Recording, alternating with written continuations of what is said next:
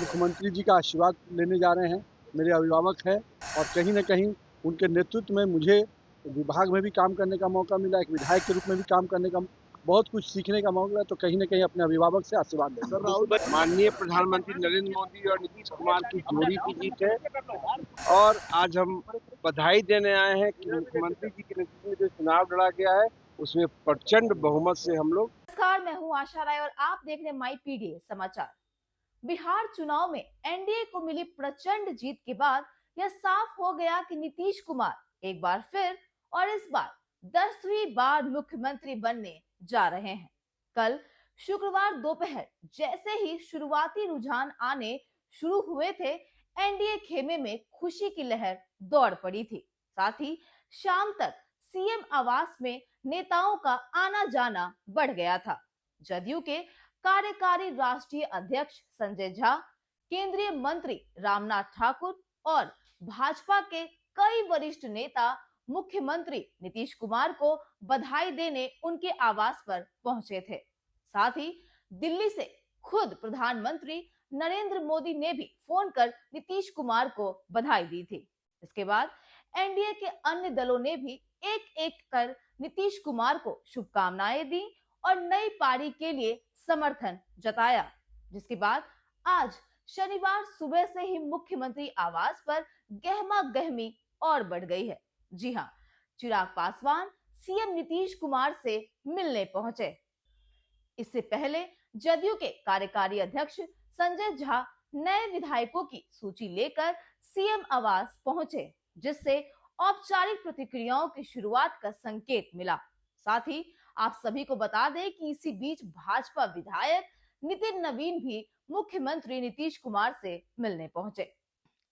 Party के वरिष्ठ नेता ललन सिंह, विजय चौधरी और श्याम रजक समेत कई नेता नीतीश कुमार से मिलने पहुंचे। मुलाकात से पहले नेताओं ने क्या कुछ कहा, आइए आपको सुनाते हैं। हमारे नेतृत्वकर्ता माननीय प्रधानमंत्री नरेंद्र मोदी जी, माननीय मुख्यमंत्री नीतीश कुमार जी, जिनके नेतृत्व में इतनी बड़ी प्रचंड जीत हुई है, अपने नेता जीतनराम मांझी, चिराग पासवान और उपेंद्र कुशवाहा जी, जिस गठबंधन को पूरी तरह से जनता ने स्वीकार किया है, और इसके साथ साथ अपने हजारों कार्यकर्ताओं को भी अभिवादन करता हूं एनडीए के, जिनके प्रयासों से इस प्रचंड जीत में जनता ने हम सबको फिर से सेवा करने का मौका दिया। नीतीश जी से मुलाकात होनी है, अभी क्या क्या खास? मुख्यमंत्री जी से कोई मेरी मुलाकात तो विषय नहीं है। मुख्यमंत्री जी का आशीर्वाद लेने जा रहे हैं। मेरे अभिभावक हैं और कहीं न कहीं उनके नेतृत्व में मुझे विभाग में भी काम करने का मौका मिला, एक विधायक के रूप में भी काम करने का बहुत कुछ सीखने का मौका मिला, तो कहीं न कहीं अपने अभिभावक से आशीर्वाद लेंगे। राहुल गांधी के लिए कभी भी निष्पक्ष चुनाव नजर नहीं आता है, क्योंकि वो विदेश के नजरिए से देखते हैं। भारत को भारत के नजरिए से देखिए, और लोकतंत्र में पूरी तरह से जनता के स्पष्ट मैंडेट को समझना चाहिए। जो नहीं समझते हैं वो कहीं ना कहीं अपना नुकसान करते हैं।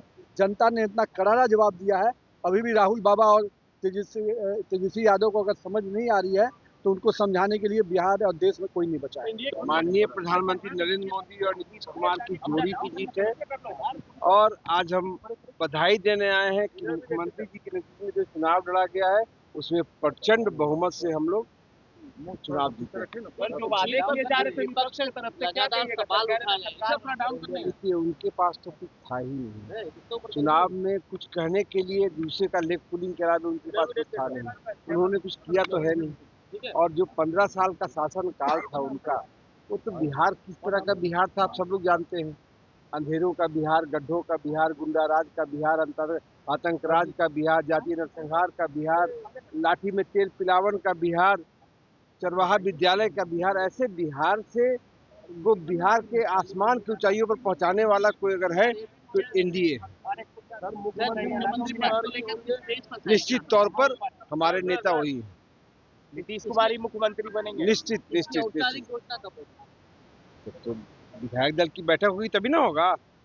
मुख्यमंत्री बनेंगे फिर से मुख्यमंत्री सर? जी। हमारे अभिभावक माननीय नीतीश कुमार जी को, जिनके नेतृत्व में एनडीए ने ये प्रचंड बहुमत प्राप्त किया है।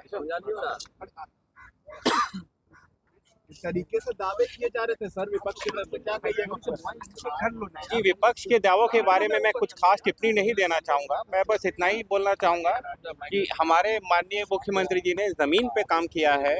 महिलाओं के लिए, युवाओं के लिए जो काम उन्होंने किया है, खास करके महिला सशक्तिकरण का, ऐसा काम आज तक बिहार के लिए किसी ने नहीं किया है और उसी का जवाब जनता ने उनको जिता कर दिया है। सर आप लोग जीते लेकिन आरोप लगने लगे अब विपक्ष की ओर से गड़बड़ियों के। जी, कोई गड़बड़ी नहीं हुई है, सब कुछ सीसीटीवी में कैद है। किसी को कोई दिक्कत है तो सीसीटीवी का फुटेज देख सकते हैं। निष्पक्ष चुनाव नहीं हुआ है, कह रहे हैं कि गड़बड़ी की गई, चुनाव आयोग का करिश्मा आई है। जी, बिल्कुल निष्पक्ष चुनाव हुए हैं। एक एक पल सारा सीसीटीवी में कैद है। जिसको भी दिक्कत है वहां का सीसीटीवी खुलवा करके देख सकते हैं। तो एक तरफ मुख्यमंत्री आवास पर नेताओं की आवाजाही, दूसरी तरफ बयानबाजी, यह सब मिलकर इस बात का इशारा करते हैं कि बिहार की नई सरकार का खाका जल्द ही सामने आने वाला है। फिलहाल तो इस रिपोर्ट में इतना ही। बिहार की ऐसी लेटेस्ट खबरों से अपडेट रहने के लिए आप हमारे चैनल को सब्सक्राइब करें और देखते रहिए माई पीडीएस समाचार।